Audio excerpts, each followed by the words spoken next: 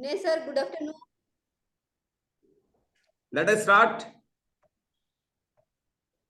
Okay sir. चलिए, questioning please. Mister Dinesh, सबसे पहले Mahesh, Rajni want to ask you something. Rajni पूछिए। मैं सर, मैं आपसे पूछना चाहूंगी कि जैसे हाँ, हमारे स्कूल में खेल दिवस हम मनाएंगे, तो खेल दिवस के उपरांत हम कैसे ऑर्गेनाइज करेंगे, कैसे कैसे हमें करना है, आप प्लीज बताइए मुझे। ओके मैम, फर्स्ट मैम एक प्लानिंग बनाऊंगा। प्लानिंग बना के हायर अथॉरिटी से परमिशन ले लूंगा। हायर अथॉरिटी से बात करूंगा। ये प्लानिंग है मेरा। एक टूर्नामेंट कंडक्ट करेंगे और कोई एक स्पोर्ट्स पर्सन को गेस्ट करके बुलाएंगे करके बोल दूंगा। फिर वो परमिशन देने के बाद उसके हिसाब से मैं ग्रुप वगैरह बनाऊंगा मैम। ग्रुप वगैरह बनाऊंगा क्लासेस में ग्रुप बना के उसको एक एक काम दे दूंगा। जैसे कि एक को कुछ अरेंजमेंट करने के लिए, मतलब कुछ ब्रेकफास्ट वगैरह अरेंजमेंट करने के लिए, और एक को स्टेज अरेंजमेंट करने के लिए, और एक को कुछ वो फंक्शन वगैरह सब कुछ वो ठीक तरीके से करने के लिए ऐसे ग्रुप बनाऊंगा। फिर उसको मैं बोलता रहूंगा, डायरेक्ट करता रहूंगा। इस तरीके से मैं अगस्त 29 को स्पोर्ट्स डे मनाऊंगा मैम। Okay okay. और सर जैसे हमें गेम अलग अलग करवाना है, जैसे कुछ बच्चे क्रिकेट के हैं, बैडमिंटन के हैं, खो खो के हैं, कबड्डी के हैं, तो उनको हम कैसे मेंटेन करेंगे उधर, प्लीज टेल मी। मतलब सबको मतलब अलग अलग गेम के लिए भेज दूंगा। फिर सबके लिए सर आप अलग अलग टाइम दे गेम के दूंगा लिए मैं, उसको सबके लिए 10। भेजेंगे तो वहां उसको कौन ट्रेन करेगा, कौन देखेगा उधर, कौन रूल्स कौन बताएगा वहां। उसको स्पोर्ट टीचर की जरूरत होगी उसको वहां पर, और स्पोर्ट टीचर एक ही है और गेम अलग अलग एक ही होता करवाना है, है। तो कैसे करेंगे। मतलब ये कैसे होता है मैम, क्लास में तो हम अलग अलग पहले सबको हमारे पास ही लेके सबको सिखाना पड़ता है। एक एक गेम करके हम अलग अलग गेम सिखाना पड़ता है। अगर वो स्पोर्ट्स टाइमिंग सुबह नहीं तो शाम वगैरह हमको बच्चे मिले तो तब उनको अपने अपने गेम को भेज देता हूँ। फिर हर गेम के लिए मैं टाइम देता हूँ, 10-10 मिनट नहीं तो 15-15 मिनट जाके वहाँ उनको अलग अलग नया नया स्किल बोल के, उनको टेक्निक बोल के, फिर वो प्रैक्टिस करने के लिए बोल के फिर नेक्स्ट गेम में चले जाऊंगा। वैसे करते रहूंगा मैं। तो सर आप नेक्स्ट गेम को करवा रहे हैं, तो जो गेम अभी लगा लो क्रिकेट चल रहा है, तो उस गेम को कौन मेंटेन करेगा, आप किस। कोई एक कोई एक लीडर बनाऊंगा उस गेम का। फिर मतलब उनको आप बोल टीचर दूंगा को कि लीडर तुम बनाएंगे या मेंटेन किसी करो। बच्चे को लीडर बनाएंगे। बच्चों को लीडर बनाना पड़ता है मैं, बच्चों को लीडर बना के जी फिर उनको बोल दूंगा कि तुम ये सब कुछ मैनेज करो, मैं तब तक वहां जाके स्किल सिखा के आ जाऊंगा, बोलता हूँ। Next next next next. Thank you sir. Yes, anybody want to ask any question? Yes, आप पूछिए। लैंग्वेज रिलेटेड, बहुत लैंग्वेज के लोग हैं यहाँ। मेरा क्वेश्चन है कि आपको समास पढ़ाना है, तो फिर स्टार्टिंग कैसे करेंगे उसके लिए, जो हिंदी के ये वो बता सकते हैं। बात कट रही है, आप फिर से पूछिए। जो अगर हमको क्लास में समास पढ़ाना है तो फिर वो स्टार्टिंग कैसे करेंगे समास के लिए।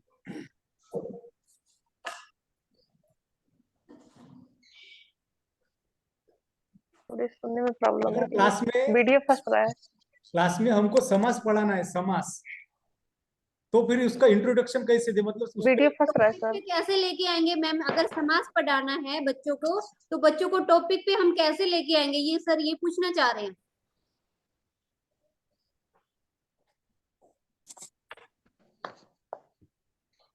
Ma'am voice is coming loudly please.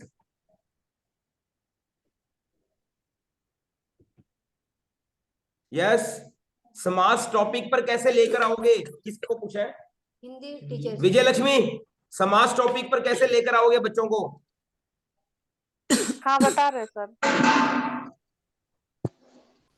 समास का अर्थ ही होता है संक्षेपण, तो पहले हमें उदाहरण देना पड़ेगा, क्योंकि जो व्याकरण होता है उसमें टॉपिक पे लाना थोड़ा सा कठिन होता है। तो यहाँ पर हम उदाहरण विधि का प्रयोग करेंगे, बच्चों को कुछ उदाहरण देंगे, फिर उन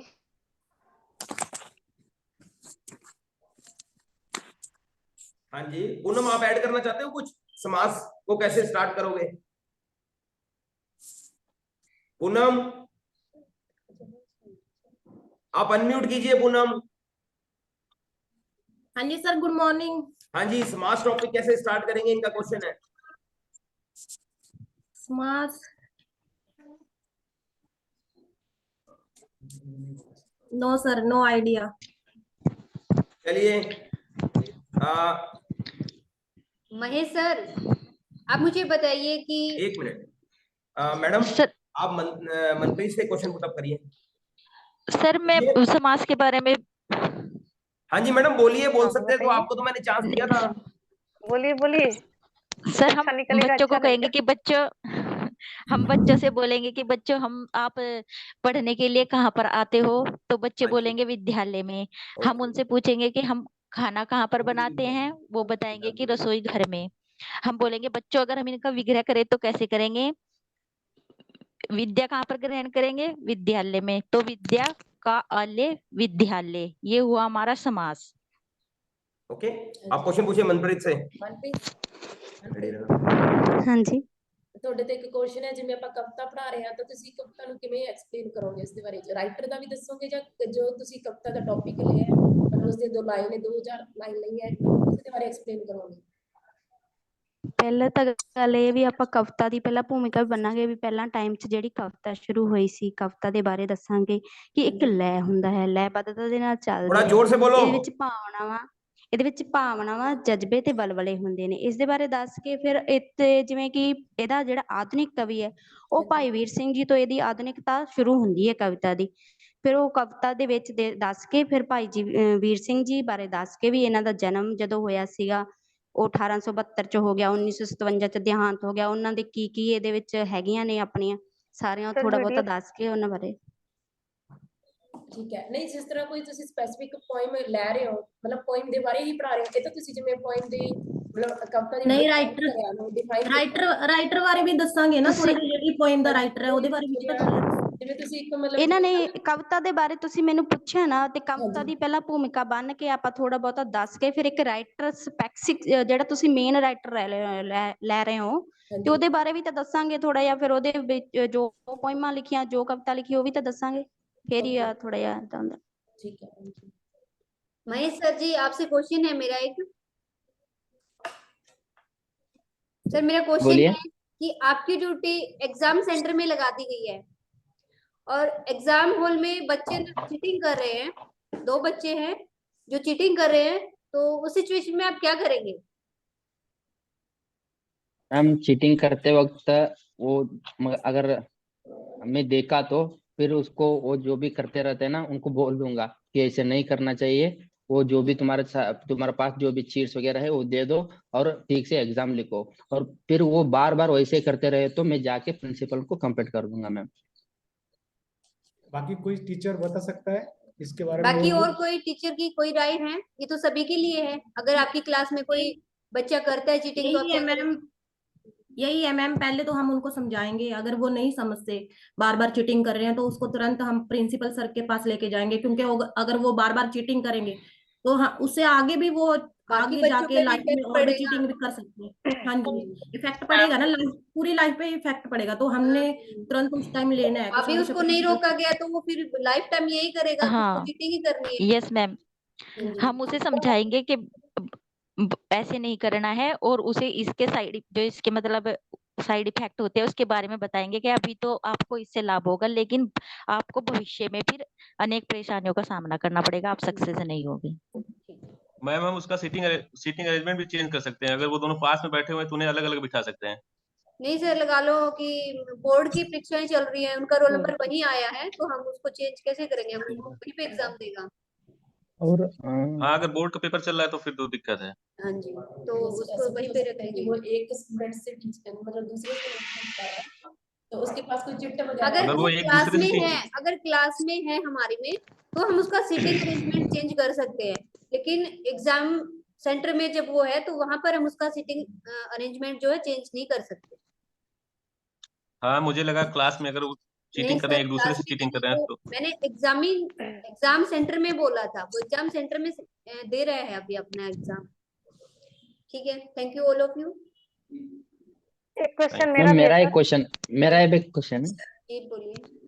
मेरा एक क्वेश्चन है कि क्लास में कुछ बच्चे बहुत उदंड होते हैं, बहुत शरारती, वो बात ही नहीं मानते हैं, उनको कैसे हैंडल किया जाएगा? आपकी क्लास में ही है या फिर मतलब आप रिपीट कीजिए किसी क्वेश्चन को। जैसे क्लास में कुछ बच्चे होते हैं बहुत ज्यादा शरारती होते हैं, जी आवश्यकता से अधिक वो होते हैं, वो टीचर्स जी की बात भी जल्दी नहीं मानते हैं, उनको जी। कैसे हैंडल करेंगे?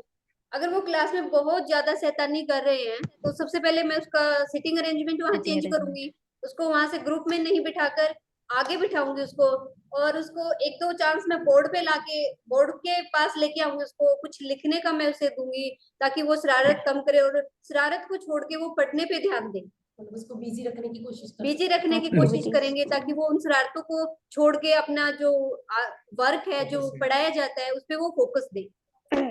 और हम क्या है उसका दूसरे टीचर से भी हम बात कर सकते हैं कि ये हमारे ही सब्जेक्ट में शरारत हाँ, करता है या दूसरे ये उसके भी हो सकता है जैसे कि वो हमारे ही एक सब्जेक्ट प्रश्न में मेरे कर सकता है। एक प्रश्न मेरे सामने बहुत पहले आया था। जी मेरा खुद का भाई एक केंद्रीय विद्यालय में पढ़ रहा था, उसकी जी। मैम ने मुझे बताया कि कुर्सी पर कुर्सी रख के ऊपर से ये कूदता है। अच्छा मतलब इतना ज्यादा शरारती था वो। अच्छा, फिर ऐसे बच्चे को कैसे हैंडल करेंगे? उसका भी यही ਖੇਡ हमें ਐਕਟੀਵਿਟੀਜ਼ सबसे पहले करवा ये के देखना है ਖੇਡ कि ਦੀਆਂ वो ਐਕਟੀਵਿਟੀਜ਼ करवाइयां जा सकਦੀਆਂ ਇਸ ਨੂੰ सबसे ਕਿਉਂਕਿ पहले ਉਹਨੂੰ ये ਇਦਾਂ देखना ਦਾ है कि वो ਖੇਲਣਾ ਕੁੱਦਣਾ हमारे स्पोर्ट में जब हम अपना स्टडी कराते हैं हम उनको, जो हम ये देखेंगे कि हमारी क्लास में वो शैतानी करता है या बाकी सभी में करता है। अगर वो हमारी क्लास में शैतानी करता है तो हम सोचेंगे कहीं ना कहीं हमारे मेथड में कमी है, तो हम उसको मेथड को इंटरेस्ट बनाएंगे पढ़ाने में, एक्टिविटी कुछ कुछ करके उसे दिखाएंगे ताकि वो शैतानियों को भूल के इंटरेस्ट ले, उसे ध्यान से सुने और पढ़ने की कोशिश करे। और पढ़ाते समय क्वेश्चन आंसरिंग भी ज्यादा अगर किया जाए अगर उस हम प्रैक्टिस के रीडिंग भी साथ। करवा रहे हैं तो उसमें से बीच में बच्चों को बोलेंगे कि आप इसके थोड़ा सा बताइए कि आप हम कहाँ पढ़ रहे हैं और इसके बारे में आप थोड़ा कुछ अगर जानते हैं तो वो भी हमें बताइए। तो उससे बच्चों के मन में ये रहता है कि मैडम कहीं से भी कुछ भी पूछ सकती है हमारे बारे में, तो हमें ध्यान रखना है। और अगर बच्चा शरारत करता है तो इसके लिए वो अकेला नहीं करता, उसके साथ कोई ना कोई उसको सपोर्ट करने वाला रहता है। ग्रुप में हाँ। भी ग्रुप देखेंगे कौन सा है और तो डिवाइड करने का कोशिश करेंगे कि अलग अलग कुछ उसमें बिठाएंगे या कुछ और। सर मैम अगर हम ग्रुप में ऐसे अलग कर देंगे तो उस पर इफेक्ट नहीं पड़ेगा कि उसको और फील होगा कि मैं अलग कर दिया मैम ने, तो नहीं, उसका ऐसा और भी अलग ये गलत इफेक्ट हो सकता है ना। नहीं मैम, अलग करने का मतलब ये नहीं है कि उसे सबसे अलग थलग कर देंगे, उसे ऐसे मैम बच्चों के जिस टाइम पास वो शैतानी कर रहा बिठाएंगे। है उस टाइम हम उसको कुछ टाइम के लिए वहां पर अलग बिठा देंगे ताकि वो बात तो दूसरे बच्चों के साथ बातें ना करे, और ये आप खुद भी वो डिस्टर्ब हो रहा है पढ़ने में और दूसरे बच्चों को भी कर रहा है, तो इस सिचुएशन में मैम हम मुझे अलग सबसे बिठा सटीक देंगे ये और लगता उसको है ध्यान से पढ़ने उसे देंगे। सिंसियर कि बच्चों के पास बिठाएंगे, ऐसे सिटिंग बच्चों को अरेंजमेंट। सबसे फ्रंट वाले बेंच पे बैठाना चाहिए जो मैम के पास होता है, हाँ हाँ, ताकि थोड़ा डर तो बैठ उसको के वो रहेगा बातें मैम ना से। करें। हाँ हाँ मैम मुझे लगता है कि उनको ना रिस्पॉन्सिबिलिटी दे देनी चाहिए, जो काम वो हाँ कर रहा है वो दूसरे बच्चे ना करें, उसको हाँ, उसकी वो रिस्पॉन्सिबिलिटी हो, क्लास में उसको तो देना चाहिए वो कि खुद अगर नहीं क्लास में करेगा ना दूसरे बच्चे को करने देगा ऐसा काम। ये भी करना चाहिए कि अगर ये क्लास भी सही में है। कुछ कोई बात कर रहा है तो तू नाम लिख, या तू उसको कुछ ना कुछ क्लास का जो पूरा मेंटरशिप है वो शायद उसकी तरफ अपने लेक्चर के वक्त या किसी और काम के वक्त देनी चाहिए। फिर उसके उस ऊपर अपने पूरे क्लास की रिस्पॉन्सिबिलिटी आएगी तो वो भी सोचेगा कि पूरे क्लास का सर ने अपनी तरफ दिया तो फिर कुछ ना हमको भी कुछ ना कुछ उसका ध्यान ख्याल रखना चाहिए, फिर वो नहीं करेगा ऐसा। महेश सर जी, अगर हम हाउस मास्टर को लेटर लिख रहे हैं तो कैसे लिखेंगे हाउस मास्टर को हम लेटर? खेल से रिलेटेड हमें किस लेटर चीज के लिखना बारे है में कि लिख हमें टीम को बाहर लेके जाना है, तो हम लेटर उसको कैसे लिखेंगे? कैसे मतलब लेटर का एक पैटर्न रहता है मैम। फ्रॉम किस मतलब फ्रॉम करके लिखना है, हमारा नाम लिखना है और फिजिकल एजुकेशन टीचर, फिर बाद में टू किसको हम लिखते हैं ना वो टू लिखना है, फिर बाद में सब्जेक्ट क्या रहता है वो लिखना है, फिर बॉडी ऑफ द लेटर उसमें जो जो भी हम बताना चाहते हैं ना वो सब कुछ डिटेल में लिखना चाहिए। कब हम लेके जा रहे हैं और कहाँ लेके जा रहे हैं और कब हम वापस आ रहे हैं सब कुछ लिखना है। फिर we are requesting your permission करके लिख के फिर नीचे हमारा साइन करके दे देना है। Thank you sir.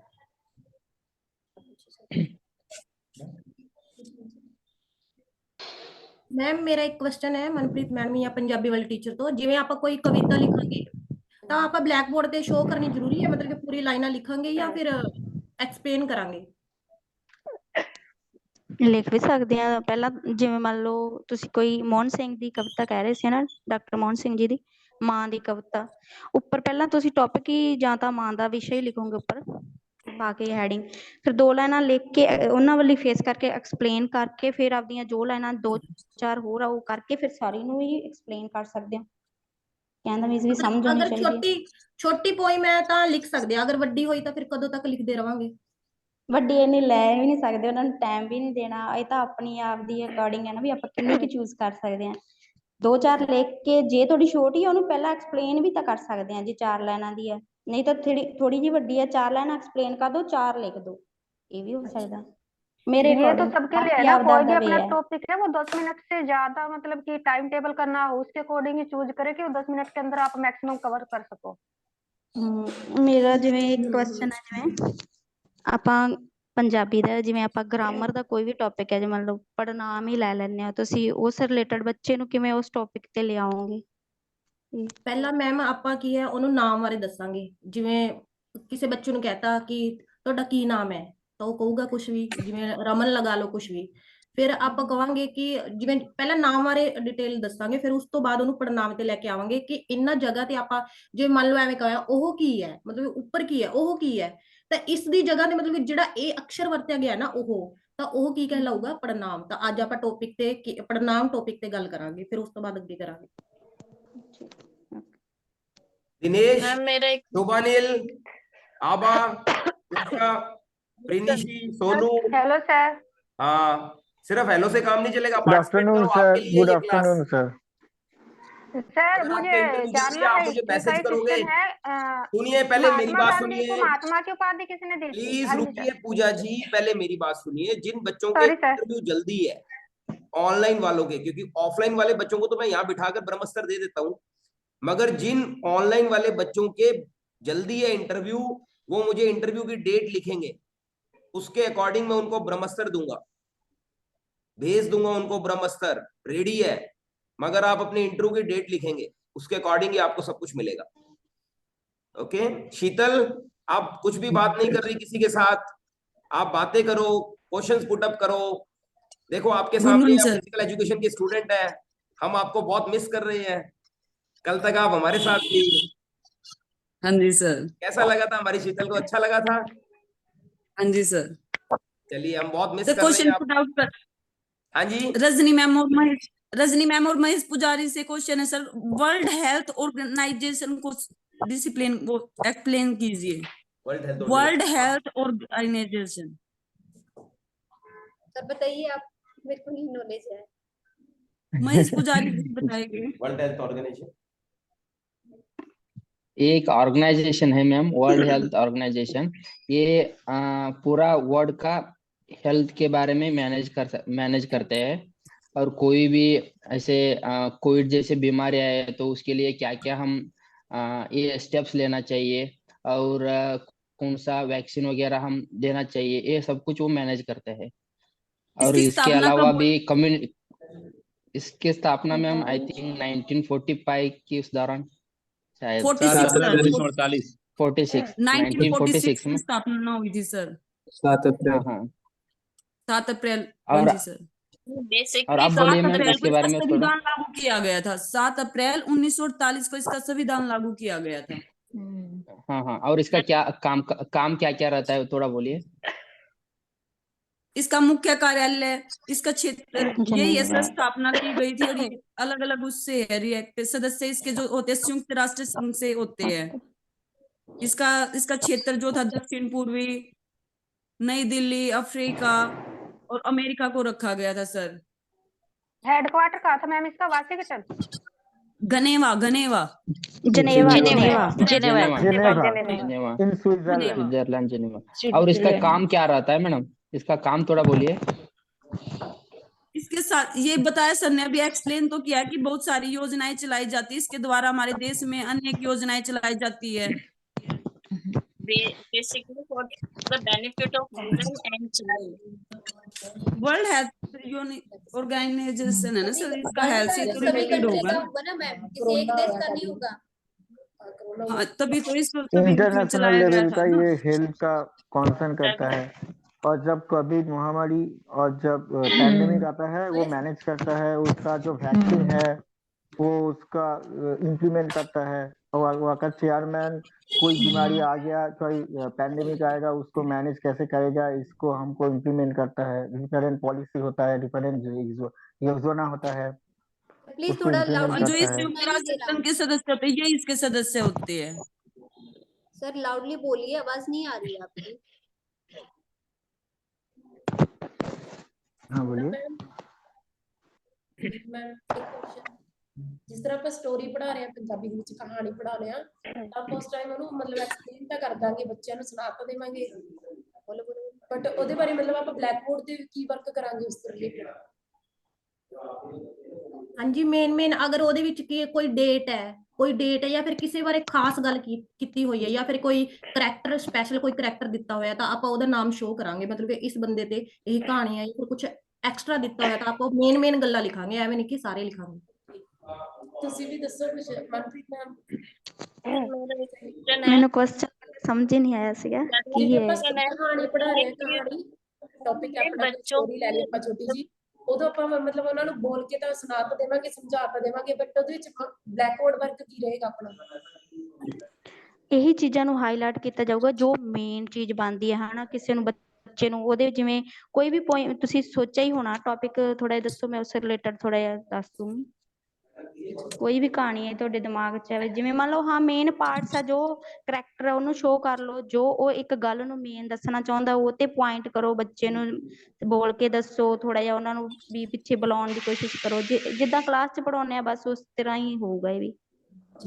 हम ये भी कर सकते हैं कि जैसे कहानी में कुछ मुहावरे आते हैं या कुछ और डिफिकल्ट वर्ड आते शब्द आते हैं तो वो भी ब्लैक बोर्ड पे लिख सकते हैं और उसका मीनिंग भी लिख सकते हैं कि वो ਹਾਂਜੀ ਜਿਵੇਂ ਪੰਜਾਬੀ 'ਚ ਆਪਣੀ ਇੱਕ ਕਹਾਣੀ ਹੈ ਕੁਲਫੀ ਕਹਾਣੀ ਤਾਂ ਸੁਣੀ ਹੋਊਗੀ ਨਾ, ਸੁਜਾਨ ਸਿੰਘ ਦੀ। ਕੁਲਫੀ ਕਹਾਣੀ ਵਿੱਚ ਆਪਾਂ ਕੀ ਆ ਕੁਝ ਜਿਹੜੇ ਮੇਨ ਅਕਸ਼ਰ ਨੇ, ਜਿਵੇਂ ਉਹਦੇ ਵਿੱਚ ਪੈਸੇ ਨੂੰ ਕੀ ਕਿਹਾ ਜਾਂਦਾ ਸੀ ਤਾਂ ਉਹ ਲਿਖ ਸਕਦੇ ਆ, ਮਤਲਬ ਕਿ ਪੈਸੇ ਨੂੰ ਕੀ ਕਿਹਾ ਜਾਂਦਾ ਸੀ, ਆਨਾ ਵੀ ਹੁੰਦਾ, ਇੱਕ ਆਨਾ ਹੁੰਦਾ ਸ਼ਾਇਦ, ਕੁਝ ਹੋਰ 2-3 ਵਰਡ ਦਿੱਤੇ ਹੋਏ ਨੇ ਤਾਂ ਆਪਾਂ ਉਹਨੂੰ 25 ਪੈਸੇ ਜੇ वो सब। ਸਿਮਿਲਰ ਐਵੇਂ ਹੁੰਦੇ। महेश सर जी आपसे क्वेश्चन है मेरा कि भाई महेश सर जी, मेरा इनमें से जो नहीं पूछ मेरा रहा एक उससे क्वेश्चन पूछो आप, जो बात ही नहीं कर रहा, जो नहीं, शर्मीला नहीं, सा बैठा है, ये दिनेश देखो कुछ नहीं बोल रहे, इसको कोई एचआर का क्वेश्चन पूछो, वो शुभानील को पूछो कुछ। सर मेरा एक क्वेश्चन है, जो नहीं बात कर रहे हैं ना सर मेरा एक क्वेश्चन है, करो। सर मेरा एक क्वेश्चन है रजनी मैम को। मैडम फिजिकल एजुकेशन क्लास में आप बाहर स्पोर्ट्स सिखाते वक्त जो बच्चे डल रहता है वो उनका कोऑर्डिनेशन उतना ठीक नहीं रहता है, उनको कैसे सिखाते हैं आप स्किल? सर मैं उसको मोटिवेट करती रहूंगी। देखो जैसे मैं सिखा रही हूँ वो नहीं सीख पा रहा है, दूसरे बच्चे उसने सीख लिया है, और एक बच्चा है जो नहीं सीख पा रहा है, मैं 3-4 दिन से उसको सिखा रही हूँ, वो मेरे एंगल से नहीं सीख रहा है, लेकिन 3 दिन में मैंने क्या देखना है कि उसकी साइकोलॉजी चेक करनी कि वो किस एंगल से सीखना चाह रहा है। तो मैंने उसके 3 दिन में क्या पढ़ा, मैंने उसके माइंड को पढ़ लिया है कि वो किस एंगल से सीखना चाह रहा है। अब मैं उसी के अकॉर्डिंग उसको सिखाना चाहूंगी जिस एंगल से वो सीखना चाह रहा है। मेरा मेथड जो मैं अपना तरीका जो यूज किया है उससे वो सीखना नहीं चाह रहा है, तो मैं उसके तरीके से उसको सिखाने की कोशिश करूंगी, उसमें फिर वो इंटरेस्ट लेके और अच्छे से सीख पाएगा। मैम स्किल तो कोई भी स्किल तो एक ही तरीके से सिखाना चाहिए ना हम बच्चों को। थोड़ा सा उसको इंटरेस्टिंग बनाइए, थोड़ा सा चेंज मोटिफाई कीजिए, थोड़ा सा उसको मतलब चेंज करने की कोशिश कीजिए कि वो इस तरीके से नहीं सीख पा रहा है, थोड़ा सा डिफरेंट कीजिए, वो फिर सीख जाएगा। कुछ तो सर वो और बच्चों को देख के भी तो सीखेगा ना, और कुछ मैम सिखाएगी, कुछ और को देख के भी तो थोड़ा बहुत सीखेगा।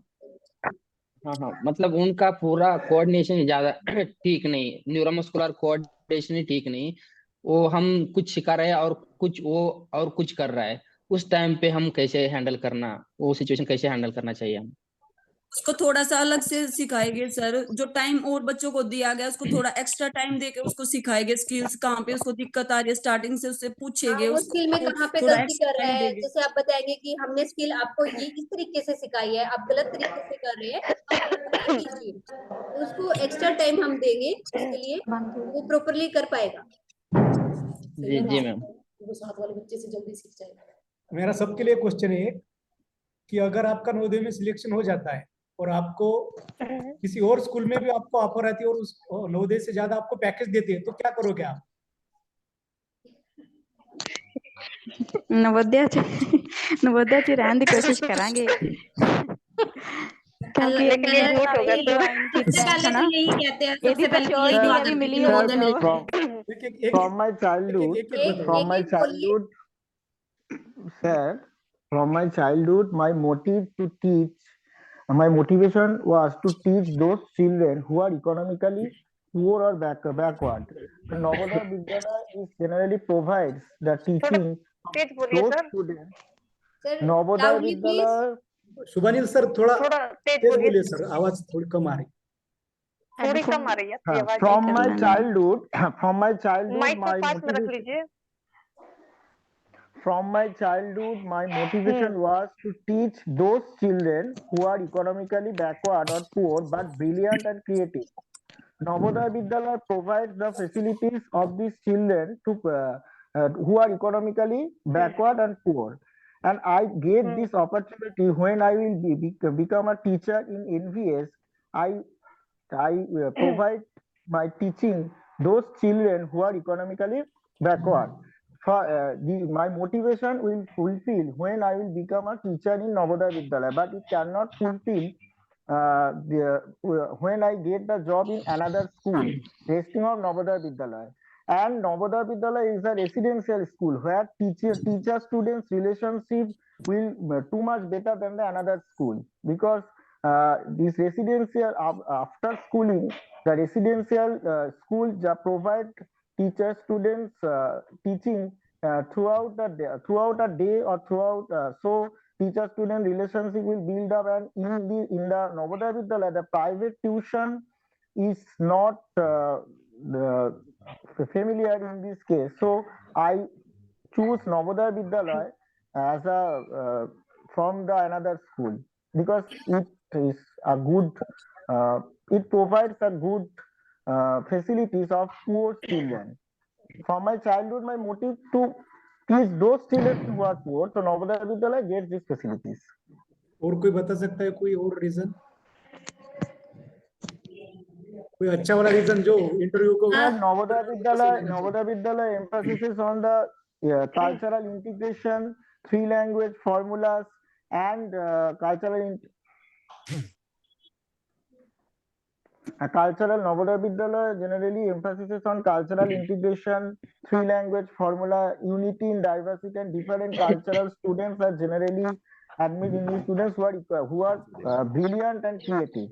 So I get this benefit if I will become a good teacher in Navodaya Vidyalaya.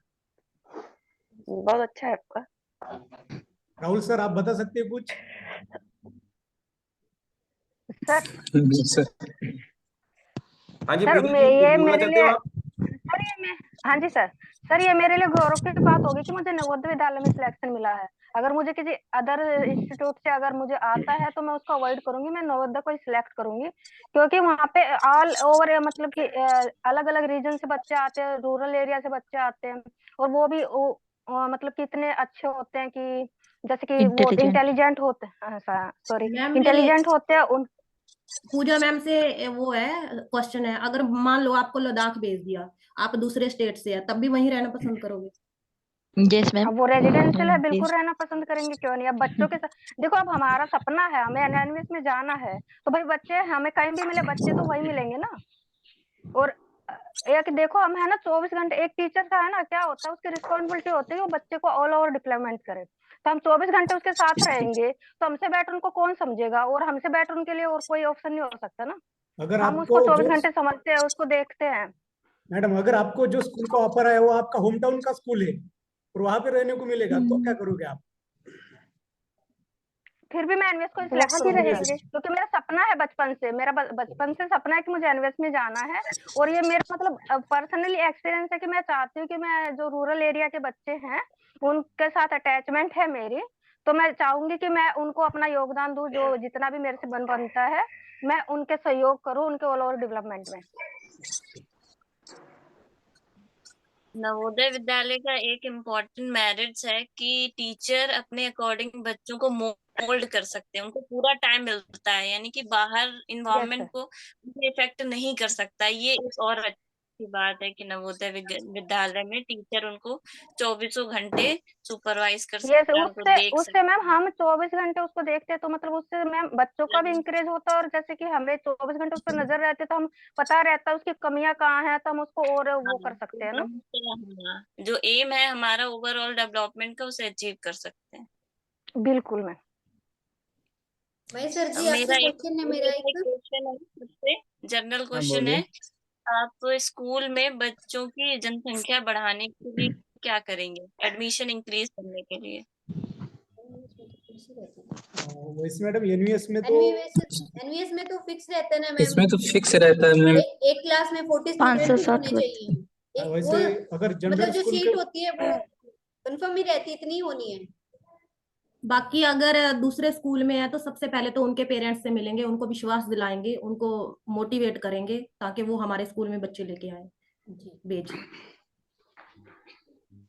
Mahesh sir जी, मेरा क्वेश्चन है कि बोलिए आप मैम। अपने स्कूल में एनसीसी लेके आना चाह रहे हैं, और प्रिंसिपल ने आपको परमिशन दे दी है, और वॉइस प्रिंसिपल है वो मना कर रही है आपको, तो आप क्या करेंगे? मैडम फर्स्ट ऑफ ऑल मिलूंगा, वाइस प्रिंसिपल को मिलूंगा, मिलके एनसीसी का जो भी मेरिट्स है ना वो बोल दूंगा, एनसीसी से क्या क्या हो सकता है, और एनसीसी से बच्चे कहाँ कहाँ उनका करियर बना सकते हैं, वो सब कुछ बोल दूंगा, बोल के कन्विंस कर दूंगा, कन्विंस करके फिर अगर वो मान लिया तो फिर आगे का प्रोसीजर मैं कर दूंगा। अगर उन्होंने नहीं माना, उसने मना कर दिया, तो आप क्या करेंगे? अगर इतना ये सब कुछ बोलने के बाद भी मना किए तो कुछ नहीं कर सकते मैम हम, वो हायर अथॉरिटी हो जाता है उनके, मतलब उनका अपोजिट में कुछ भी नहीं कर सकते हम। हाँ जी, that's great, thank you sir. ਮੇਰਾ ਇਦਾਂ ਕੁਐਸਚਨ ਸੀਗਾ, ਜਿਵੇਂ ਆਪਾਂ ਡੈਮੋ ਲਈ ਇੱਕ ਲੈਣਾ ਹੈ ਟੌਪਿਕ, ਜਿਵੇਂ ਐਮਏ ਬੀਐਡ ਹੈਗੇ ਆ, ਮੈਂ ਤੇ ਹਾਇਰ ਲੈਵਲ ਦਾ ਲਈਏ ਜਾਂ ਕਿ ਟੀਜੀਟੀ ਲੈਵਲ ਦਾ, ਜਿਵੇਂ ਬੱਚਿਆਂ ਦੇ ਲਈ? ਮੈਮ ਮੈਂ ਕੱਲ ਇੱਕ ਟੀਚਰ ਨਾਲ ਗੱਲ ਕਰੀ ਸੀ, ਸਪੈਸ਼ਲ ਐਨਵੀਐਸ ਪੰਜਾਬੀ ਟੀਚਰ ਨਾਲ, ਜੋ ਕਿ ਲੌਂਗੋਵਾਲ ਉਹ ਨੇ ਸੰਗਰੂਰ। ਉਹਨਾਂ ਨਾਲ ਸਪੈਸ਼ਲ ਗੱਲ ਕੀਤੀ ਸੀ, ਉਹਨਾਂ ਨੇ ਕਿਹਾ ਸੀ ਅਗਰ ਤੁਹਾਡੇ ਕੋਲ ਐਮਏ ਹੈ ਨਾ, ਤਾਂ ਉੱਥੇ ਤੁਹਾਡੇ ਕੋਲ ਯੂਨੀਵਰਸਿਟੀ ਦੇ ਉਹ ਹੋਣਗੇ ਪ੍ਰੋਫੈਸਰ, ਤਾਂ ਉਹ ਤੁਹਾਡੇ ਕੋਲ ਹਾਈ ਲੈਵਲ ਦੇ ਹੀ ਕੁਐਸਚਨ ਪੁੱਛਣਗੇ। ਅਗਰ ਤੁਹਾਡਾ ਕੀ ਡਿਗਰੀ ਤੱਕ ਹੈ, ਤੁਸੀਂ ਬੀਐਡ ਤੱਕ ਹੋ, ਤਾਂ ਤੁਹਾਡੇ ਕੋਲ ਸਿਰਫ ਗ੍ਰਾਮਰ ਮਤਲਬ ਕਿ ਬੇਸਿਕਲ ਕੁਐਸਚਨ ਪੁੱਛੇ ਜਾਣਗੇ। ਅਗਰ ਤੁਹਾਡੇ ਕੋਲ ਐਮਏ ਆ ਤਾਂ ਹਾਈ ਲੈਵਲ ਦੇ ਪੁੱਛੇ ਜਾਣਗੇ। ਹਾਈ ਲੈਵਲ ਤੇ ਡੈਮੋ ਵੀ ਹਾਈ ਲੈਵਲ ਦੀ ਦੇ ਸਕਦੇ ਕਿ नहीं, लोड नहीं नहीं है? मैडम, डेमो तो आप डेमो तो पीजीटी का हुआ होगा ना आपका सिलेक्शन, हाँ जी, या फिर आपका तो डेमो लेवल 10 स्कूल तक ही लेवल। होगा, जो कुछ टॉपिक होगा वो 10 तक ही होगा, आपको हायर लेवल तक नहीं होगा। ठीक। मेरे क्वेश्चन सभी के लिए है। अगर आपकी क्लास में एक बच्चा है जो हर रोज गंदे कपड़े पहन के आता है, तो आप क्या करेंगे उसके लिए? क्या क्या बोलेंगे आप, क्या करेंगे उसके लिए? ਪਹਿਲਾਂ ਤਾਂ ਬੱਚੇ ਨੂੰ ਉਸਦੇ ਸਫਾਈ सर ਬਾਰੇ ये ਇੰਪੋਰਟੈਂਸ अगर ਦੱਸਾਂਗੇ। नवोदय का ही बच्चा है, तो वहाँ उनकी क्लीनिंग की कुछ व्यवस्था तो होगी ही, उनके कपड़े वगैरह कैसे साफ होते हैं, और लगभग हम लोग वहीं पर आवासी होता है, वहां पर रहना भी होता है, कुछ बच्चों की हमको जिम्मेदारियां भी दी जाती है, जी तो पर्सनली जाके देखा जा सकता है कि गंदे कपड़े पहन के क्यों आ रहा है, इसके जी। कपड़े क्यों क्लीन नहीं हो रहे हैं, और इस तरह से अगर व्यवस्था आप करके भाई कहीं बच्चा दूसरे उसको स्कूल में टीच करा रहे हैं, नवोदय में नहीं है, दूसरे स्कूल में टीच करा रहे हैं, हाँ यहाँ आपकी क्लास में बच्चा गंदे कपड़े पहन के आ रहा है, तब आप क्या करेंगे? पहले तो उसको सफाई के बारे में बताएंगे, और फिर एक बार उसके पेरेंट्स से भी बात करेंगे किस और वजह जो से ये मतलब हाँ, और जो क्लास में बच्चा मतलब अच्छी उसमें आता है, ड्रेस में आता है, बिल्कुल सोबर, बिल्कुल साफ सुथरी ड्रेस में आता है, उसका एग्जाम्पल देंगे, दिखाएंगे कि देखो ये कितना सुंदर लग रहा है, कितना अच्छा लग रहा है, आप भी इसी की तरह की करो, तो उस पे इसका इफेक्ट पड़ेगा। और मैम टीचर का भी एक इफेक्ट होता है, मतलब कि टीचर की भी एक गुड पर्सनैलिटी होनी चाहिए, मतलब कि उसको अच्छे ढंग से, ये नहीं कि मतलब कि नए कपड़े पहनने हैं, जो कपड़े हैं प्रॉपर तरीके से प्रेस होने चाहिए, वो शूज पॉलिश, ताकि उसका भी इफेक्ट बच्चों पे पड़ता है। बच्चे ज्यादातर अपने टीचर की रीस करते हैं, जो भी कॉपी उसी को करते हैं, जो वो बोलेंगे तो उनका effect पड़ता है। रोल मॉडल होते हैं। मैम हम उसको इस तरह भी मोटिवेट कर सकते हैं, जैसे हम क्लास में उसको कोई वीडियो दिखाई है हमने, और जैसे कि एक कोई जादूगर है, उसने कपड़े तो अच्छे पहन रखे हैं, पर जो एक हैट पहनी है वो उसने गंदी पहनी है। तो मैं सबसे पहले उसको वीडियो दिखाने से पहले बच्चे को बताऊंगी कि आपको इसके अंदर क्या चीज अच्छी लगी और क्या चीज इसके अंदर खराब लगी, वो आपको नोटिस करनी है और मैं आप लोगों से पूछूंगी। जब वीडियो दिखा के हमने उसको एंड किया है तो मैं उसी बच्चे को खड़ा करके आपसे उसी बच्चे को खड़ा करके पूछूंगी कि आपको इसके अंदर क्या चीज अच्छी लगी है और क्या चीज खराब लगी है। तो वो बोलेगा मैम इसने कपड़े तो बहुत अच्छे पहन रखे थे लेकिन जो उसकी हैट थी वो गंदी थी। कहीं ना कहीं वो खुद में ही ये फील करेगा कि सभी बच्चे मुझे देखते हैं, तो जब मैं गंदे कपड़े पहन के आता हूँ तो वो जब मैं गंदे कपड़े पहन के आता हूँ तो वो मुझे देखकर ये नहीं सोचते होंगे कि बच्चा गंदे कपड़े पहन के आ रहा है, फिर वो अपने आप में ये सोच के नेक्स्ट डे अच्छे कपड़े पहन के आएंगे। मैम उसको हम बाहर भी तो बोल सकते हैं, क्योंकि क्लास के अंदर बोलना सही नहीं है, क्योंकि पूरी क्लास में बच्चा थोड़ी नहीं, फील कर हम जाता है। उसको उस वे में नहीं कह रहे हैं कि अपने गंदे कपड़े पहने हैं, हम उसको डायरेक्ट नहीं बोल रहे हैं, हम वीडियो दिखा के इनडायरेक्ट वे में। मैंने तो क्लास में सभी को बोला है कि ध्यान से सुनना है, लेकिन उठाया मैंने उसको है जो कपड़े खराब पहन के आया था, लेकिन बाकी किसी को ये नहीं पता है कि मैडम ने उसको क्यों उठाया है। वो वीडियो मैंने तो सभी के अपने लिए ना, एंगल से सभी उसको उठाया स्टूडेंट है के ना, लिए। इसलिए मैं उससे उसी से पूछना चाहूंगी कि उसके अंदर उसने क्या देखा है। Princy, are you there? Hello Princy, Princy, Princy मेरी वॉइस आ रही है क्या आपको? प्रिंसी आप भी पार्टिसिपेट करो भाई। हेलो राहुल सर से एक क्वेश्चन पूछूं? हाँ जी मैडम, जल्दी पूछिए, हमारे पास मिनट्स रह गए। सर साइन कॉस थीटा की हमारी लाइफ में क्या इम्पोर्टेंस है? मैम ये बेसिकली आर्किटेक्चर और ये जो पर्वतारोही होते हैं, पर्वत की ऊंचाई हुई या पुल वगैरह के नापने में लंबाई कैसे रखनी है, या किसी इमारत के बारे में बनाना हुआ तो वहां पे हम इसका यूज करते हैं। मेरा एक सवाल है, जो नवोदय का लोगो है उसका पूरा मतलब क्या है लोगो का? जैसे उस पे जो बुक का एक पिक्चर दिखाया हुआ है, लड़की का पिक्चर है, वो कुछ उसका पूरे का ब्रह्म ही ज्ञान है। हाँ मतलब कि ज्ञान, अगर किसी को ज्ञान की प्राप्ति होगी ना तो उसको ब्रह्मा की प्राप्ति होगी, ज्ञान में ही ब्रह्म। ये लोगो का मैडम वो लिखा हुआ है, वो उसका नहीं जो लोगो है, जैसे कि वो बहू की कुछ दिखाया हुआ है और माता पिता ते एक बच्चा है विच पेरेंट्स है ते बच्चा है ते नाल टीचर भी लोगो हैगा, इदा सिंबल है। उसका मीनिंग है मैडम कुछ तो उस लोगो का कल देखा। जल्दी बताइए स्टूडेंट्स। उसके मीनिंग का मिल के चलना, बच्चे नु डेवलपमेंट, माता पिता टीचर दी। प्रज्ञानम ब्रह्मम, ज्ञान ही ईश्वर है। वो लोगो दा पूछ रहे हैं, सिंबल है जो वो चीज दा पूछ रहे हैं। वो नहीं मैडम, जो लोगो है सिंबल। चलो आप लोग उसको देख लेना, ओके।